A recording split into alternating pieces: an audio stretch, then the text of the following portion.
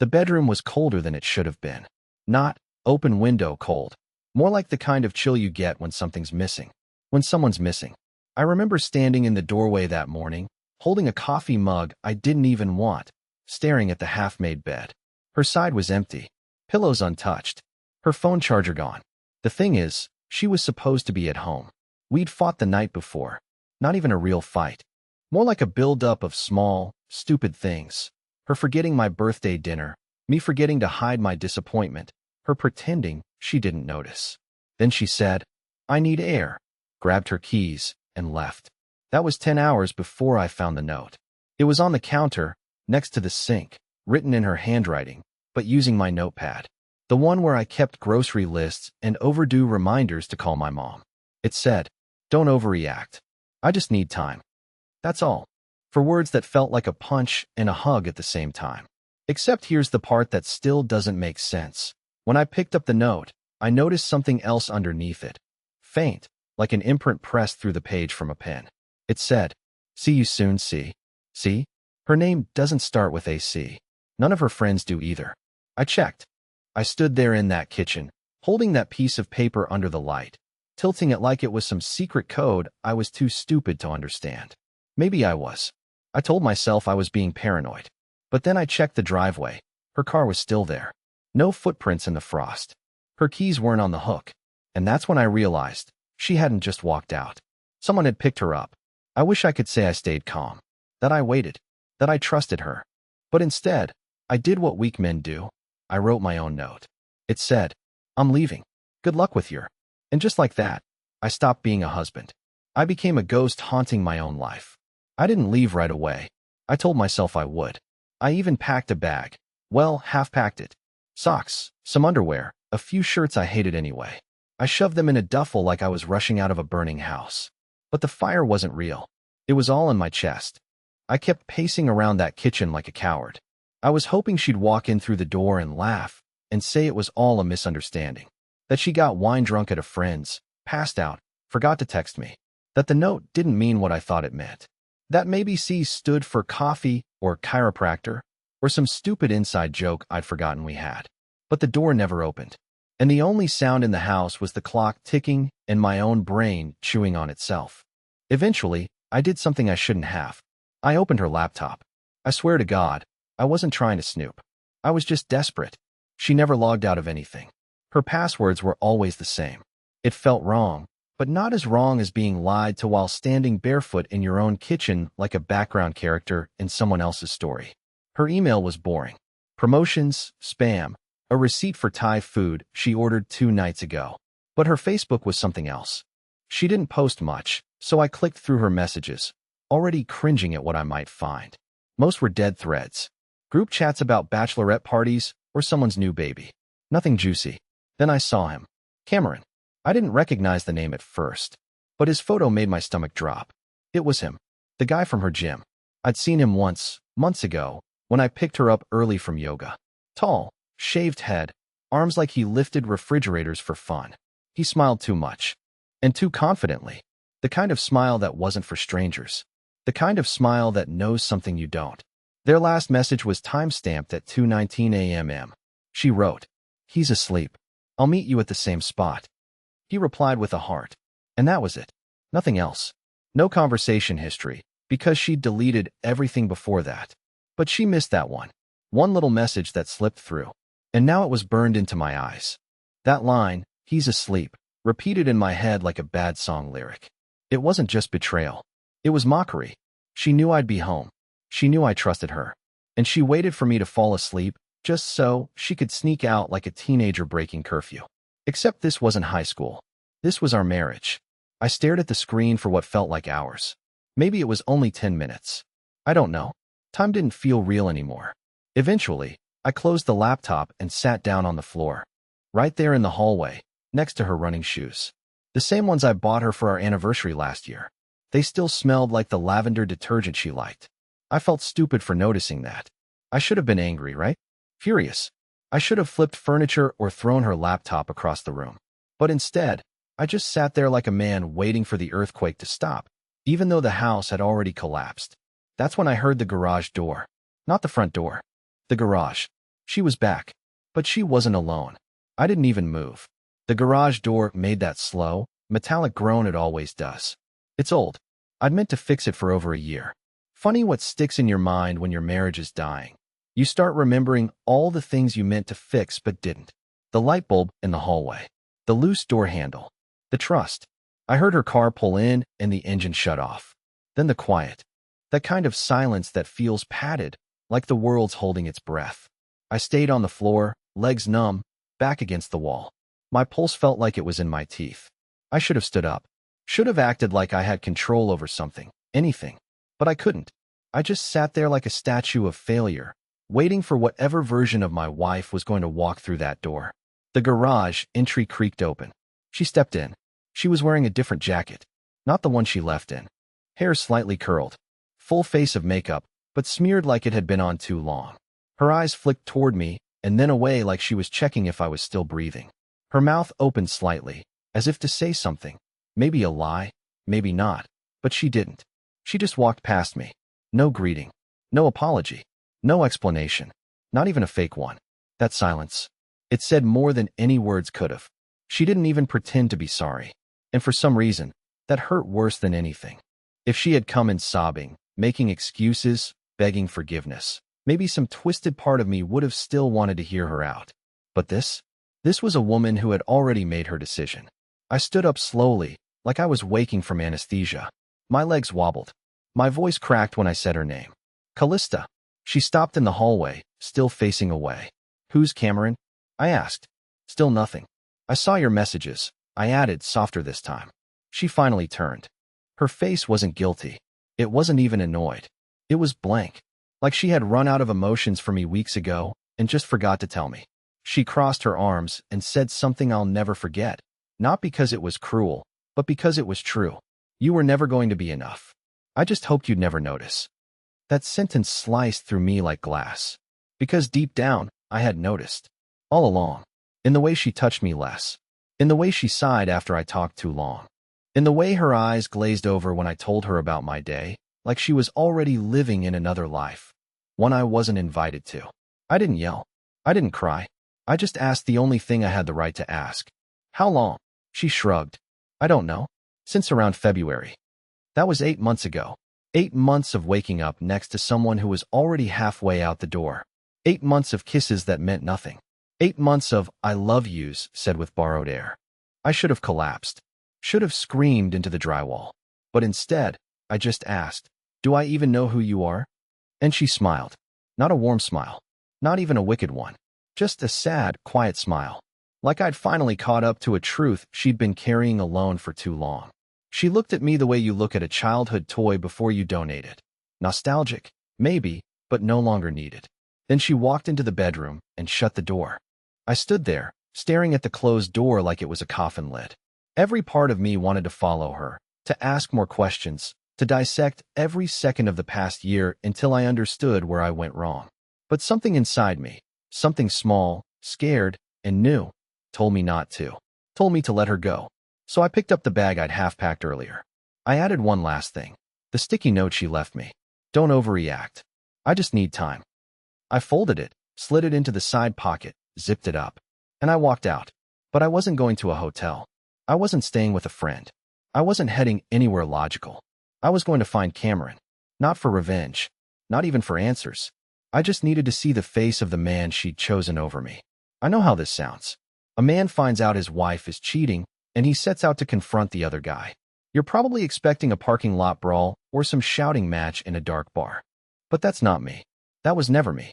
I'm not the guy who punches drywall. I'm the guy who apologizes when someone bumps into me. And that's exactly why I needed to see him. Not to fight him, but to understand how a man like him replaces a man like me. It took me less than 10 minutes to find him.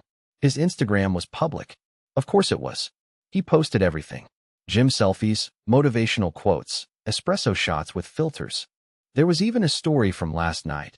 Dim lighting, red wine, a candle, and what looked like the curve of her elbow resting on the table just out of frame. My stomach twisted. I screenshotted it anyway. Maybe for proof.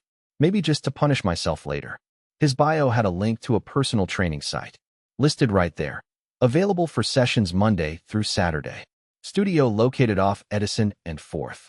That was 15 minutes from me. I drove there like I was in a trance.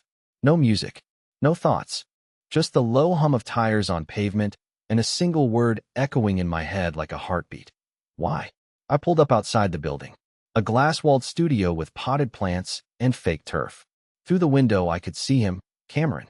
Real, alive, stretching his arms and laughing with a client like he hadn't just helped dismantle someone's life 12 hours ago. He didn't look evil. That's what messed me up. He looked normal. Bright eyes. Athletic build. Like the guy you'd trust to spot you at the bench press. He didn't have that smug, movie villain energy I had built up in my head. He was just a guy. I didn't go inside. Not yet. I waited for the session to end. I watched as he high-fived the woman he was training and handed her a protein bar on the way out. When the door finally closed behind her, I stepped out of my car and walked in. The bell above the door jingled. He looked up and smiled, professional and polite. "Hey man, you got an appointment?" I said his name. Just said it. Cameron. His smile dipped, but only for a second. "Yeah. My name's Thatcher." I waited. No recognition. Just a blink. Callista's husband. There it was. The moment. That subtle shift in his face. It wasn't fear. It wasn't guilt. It was confusion first, then realization, then a kind of cautious regret, like he'd just remembered something embarrassing from high school. "Oh," he said, exhaling. "Damn. I didn't think. She said you guys were separated." I finished for him. My voice cracked slightly.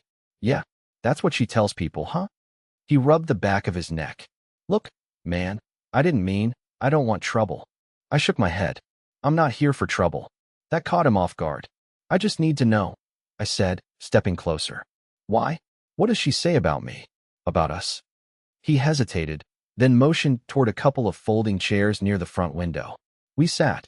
Two men in different realities, meeting at the intersection of the same woman's lies.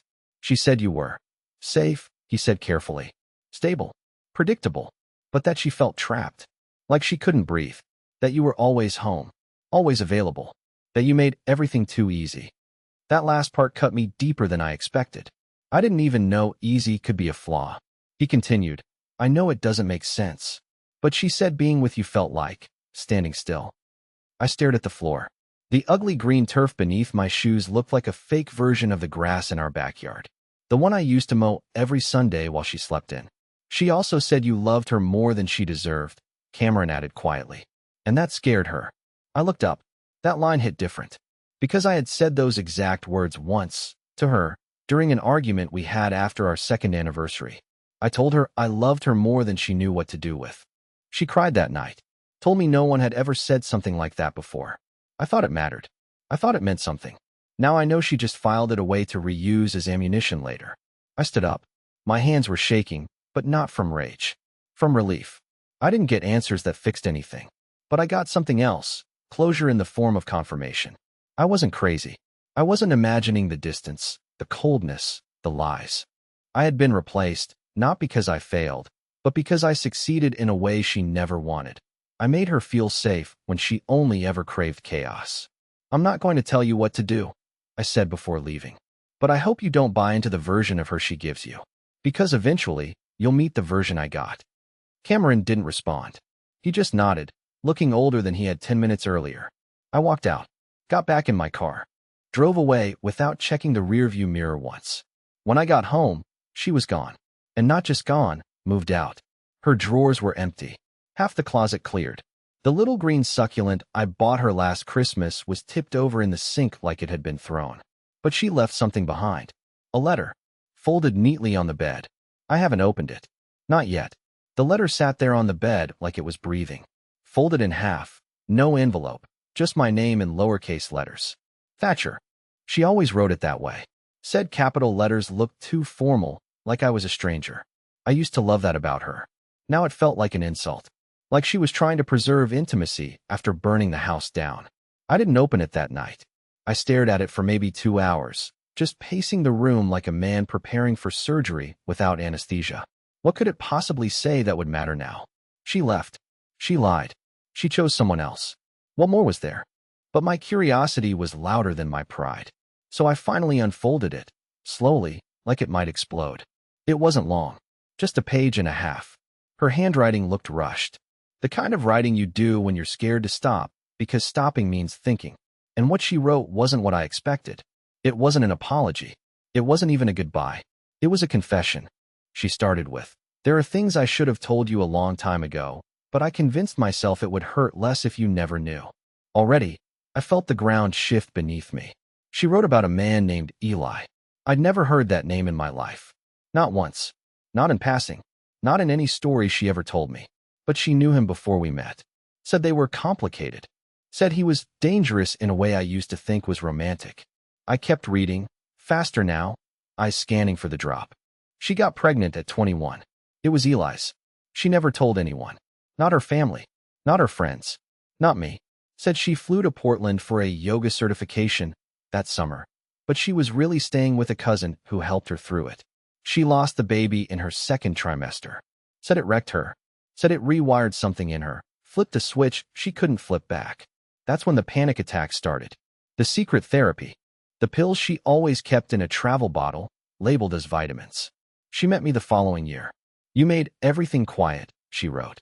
"You were the first man I didn't have to explain myself to. But eventually, I started to feel like I was borrowing your life. Like I was pretending to be someone who deserved it." She said she loved me.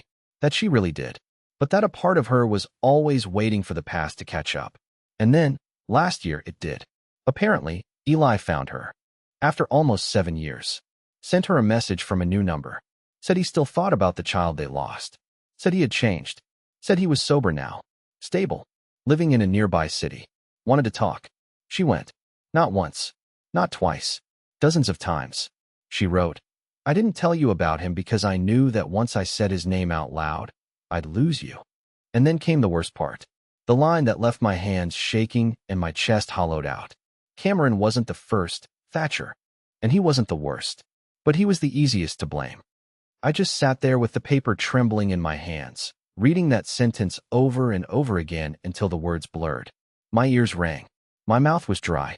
The room felt tilted. Not because she cheated again. I had already braced for that. It was the implication that there were others. Plural. Cameron was just the one I caught. The one she let me catch. She didn't even try to name them. She just let the weight of that truth hang there, heavy and bitter, like smoke in a sealed room. The letter ended with, "I didn't leave you because I stopped loving you. I left because I couldn't stand how much you still loved me, even after I stopped deserving it. Please don't come looking for me. I'm finally learning how to live with the truth. I hope one day you can too." She signed it with a name I'd never seen her use before. Callie. I guess that was who she was when I wasn't around. Her other self. The one I never got to meet. I didn't cry. I didn't scream. I didn't tear the letter up in some dramatic gesture. I just folded it, exactly the way she left it, and placed it back on the bed like it belonged to someone else. And then I went to the closet. She hadn't taken everything. Most of her clothes were gone, but she'd left behind a box. One of those shallow storage bins she kept under the bed. I pulled it out and opened it, expecting old scarves or workout gear. But what I found made my breath catch in my throat. Inside were 5 journals, all of them labeled only by year. The top one said 2017, the year we got married. I stared at them for a long time, unsure if reading them would heal me or destroy me. But I already knew the answer. You don't leave that kind of pain unopened. I didn't touch them at first. The journals. They just sat there in the plastic bin like a box of quiet explosives. 5 books, one for each year of our marriage. Bound in soft black leather, labeled in faint silver ink, 2017, 2018, 2019, and so on. Her handwriting on the spines was delicate, but precise. The same way she used to arrange her coffee mugs by color, or fold the laundry in thirds instead of halves. Control disguised as tidiness.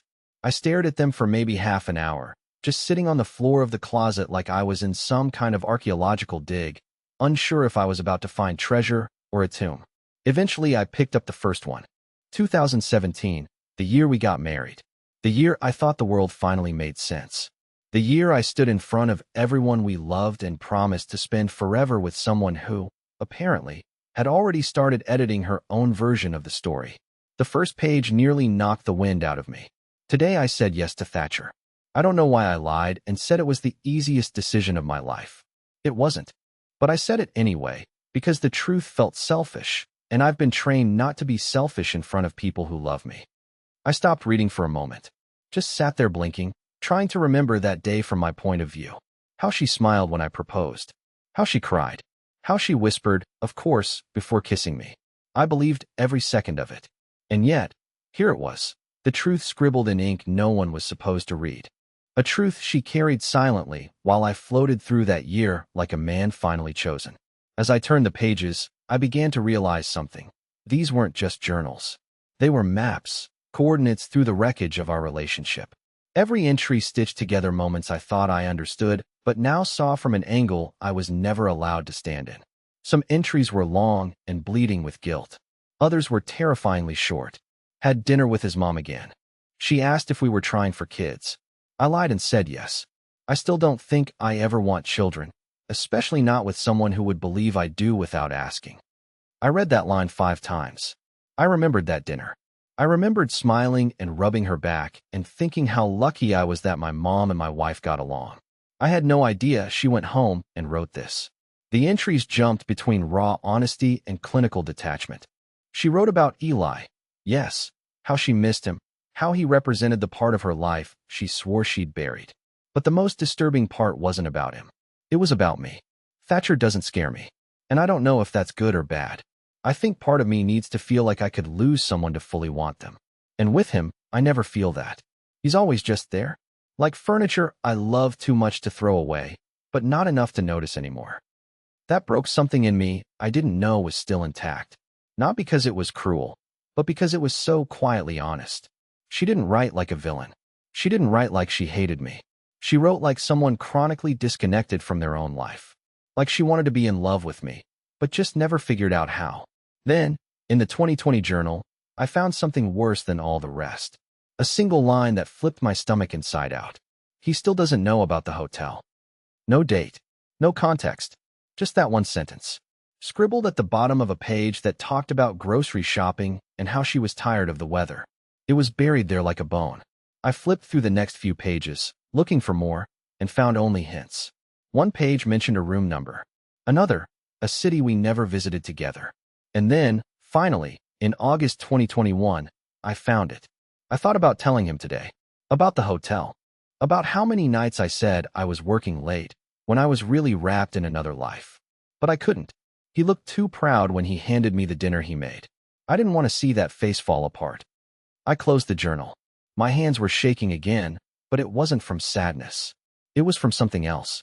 Something colder. Something that tasted like cement in my throat. She chose to keep me in the dark. Not out of love. Not out of shame. But because she liked the version of me that didn't know. She wanted to preserve the illusion. Not for me, but for herself. And still, despite all of that, a part of me asked the dumbest question I've ever asked myself. Could I forgive her? I hated myself for thinking it. That night, I didn't sleep. I didn't eat. I didn't call anyone. I just sat in the living room with every light off, the journal clutched in my lap, wondering how many versions of her I had lived beside without ever meeting. And then, around 3:27 in the morning, I got a text from an unknown number. It said, "You don't know the full story. Meet me tomorrow, 5 p.m., park bench near 6th and Holloway. Don't bring anyone." No name, no hint, just instructions. And I followed them, because at that point, I had nothing left to lose, not even my dignity. I got there 20 minutes early. It was raining just enough to be annoying, not enough to cancel plans. The park near 6th and Holloway was mostly empty, just damp benches and wind-blown leaves tumbling over the concrete paths. I sat on the edge of the middle bench, the one next to the cracked fountain that had been dry since spring. My coat wasn't warm enough. I didn't care. I replayed the text in my head over and over again. You don't know the full story. That phrase wouldn't leave me alone. What was left to know? She had cheated, lied, disappeared, written a letter that gutted me and left behind journals that tore the rest of me open. What more could there possibly be? At exactly 5:03 p.m., someone sat beside me. It wasn't Cameron. Wasn't Eli. Wasn't some shady guy in a hoodie here to give cryptic threats. It was a woman. Early 30s, maybe. Brown leather jacket. Short black hair tucked behind her ears. No makeup. Calm, steady eyes like she'd rehearsed this moment in her head 1,000 times before actually showing up. She didn't speak at first. Just sat there, hands in her lap, not even looking at me. I cleared my throat.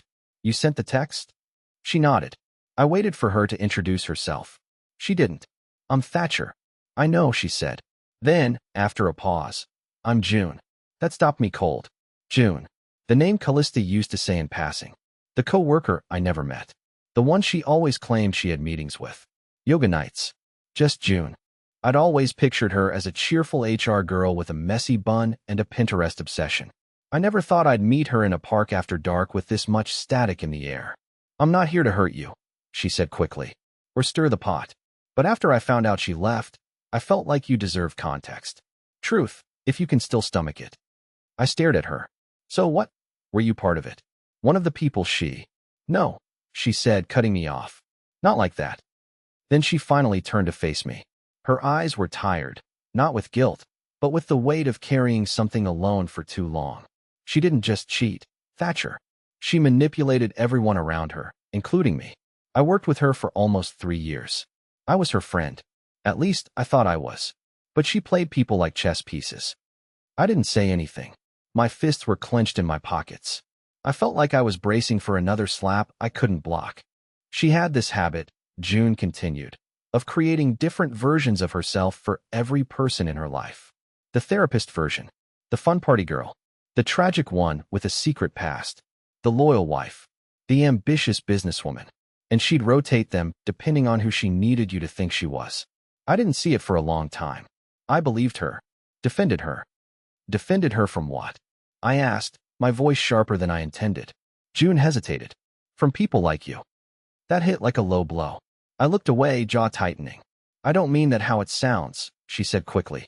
I mean, I used to think you were the villain in her story. The controlling husband. The emotionally distant man who didn't get her. That's what she told me. She'd come to work crying sometimes. Said you didn't let her breathe. That you checked her location. That you read her messages. Said you made her feel like a prisoner in her own home. I blinked. Hard. I never did any of that. I know, June said. Now I know. But back then, she was convincing. And when she'd disappear from work for days or show up with bruises she claimed came from an argument, I never questioned it. I even told her once to leave you. Encouraged it. I felt my hands go numb. You thought I hurt her? I asked, trying to keep my voice from cracking. She made us think that, June whispered. A lot of people, Cameron included. That's why he was so quick to fall into it with her. She told him you were already separated, that you had threatened her if she ever left you. My world tilted again, sideways and cruel. She was painting me as an abuser, I said quietly. June nodded, and she was getting sympathy for it. Access, freedom, even money, sometimes. Money. She borrowed thousands from coworkers. Said it was for a private divorce attorney. For emergency therapy. For getting out safely. And people gave it to her. Because she had this gift, she could cry on command and make it look like the world had wronged her. I sat there, shaking my head, letting it all hit me like water filling a sinking boat. Everything I thought I understood had just shifted again. And not just the cheating, not just the lies, but this calculated rewriting of reality, where I was the villain in a story she authored from the moment we met. Then June reached into her jacket pocket and handed me a small envelope. She left this with me a week before she disappeared. Told me to send it if things went south. I didn't know what was in it until 2 days ago. I opened it slowly, dreading what new poison it might contain. Inside was a single photo, a black and white ultrasound, dated just over 2 years ago. The name on the printout wasn't Callista. It was Callie Mercer. She had used a different last name. I think the baby was real, June said softly. I think Eli was real. But I don't think she lost the child like she told you. I looked at her, every part of me unraveling. You think it's alive? June nodded slowly. I think there's more of her out there than anyone realizes. And I think you were only ever one chapter in a story that none of us got to finish reading. I didn't chase her.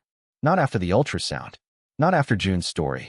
Not after the endless layers of her lies finally settled into a shape I could recognize. Not a monster, not a mystery, just a deeply broken woman who had made a life out of running. For 2 days, I sat with everything. I went back through her journals, reread the letter, reread June's texts, stared at the ultrasound photo until it lost meaning. Just pixels and numbers, the faint outline of something that might have existed or maybe still did. I even tried Googling Callie Mercer. Found nothing solid. No trail. No address. Just fragments. Rumors and digital corners. The ghost of a person who had rewritten herself too many times to be found. And then, I did something I hadn't done since she left. I opened the windows. The ones in the bedroom. The living room. The kitchen. Every room that used to feel like a coffin, I filled with cold October air. The curtains fluttered. Dust danced. For the first time in weeks, the silence didn't feel like a threat. It felt like space. A blank page. And maybe that's what I needed all along. Not revenge. Not closure. Just space. I donated her books, boxed up the last of her things, and drove them to a shelter that takes emergency donations. They didn't ask questions. I didn't offer any. I sold the journals online. Burned the letter in the fireplace without reading it again. It didn't deserve a second breath. But I kept the ultrasound. Not because I needed to hold on to her, but because some part of me wanted to remember that I'd once believed in something. That my love, naive as it was, had been real. I framed the photo and placed it in a drawer.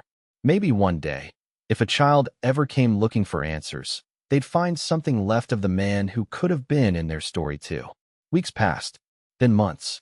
I started therapy. Got a dog. Her name's Lemon, and she hates mailmen and loves string cheese. I took up running, which I used to hate. But something about feeling my heartbeat reminded me I was still alive, still moving forward, even when I didn't want to be. I saw Cameron once, randomly, outside a grocery store. We didn't speak. He nodded. I nodded back. That was enough. As for June, we stayed in touch for a while. Texts here and there. Friendly updates. She helped me piece together the emotional wreckage, not because she had to, but because she wanted to. Eventually, we drifted apart, and that felt okay too. Not all connections are meant to last. Some just guide you out of the burning building. Last week, I finally changed the locks. And this morning, I woke up without checking my phone. No panic. No missing footsteps. Just the dog curled at my feet and sunlight crawling in through the open blinds. And I thought to myself, not out loud, not dramatically, just quietly in my head. I made it. Not in the fairy tale way. I'm not remarried. I'm not healed like a movie ending where everything makes sense. But I'm here. I get through the days without looking over my shoulder. I laugh again. I sleep. I dream about things that aren't her. That has to count for something. She's out there somewhere, I'm sure. Living another version of herself. Maybe with a new name. Maybe with that child. Maybe still rewriting her story as she goes. But I don't need to follow it anymore. I let her go. Not with love. Not with hate. Just release. And in doing that, I got something I never expected to find again. Myself.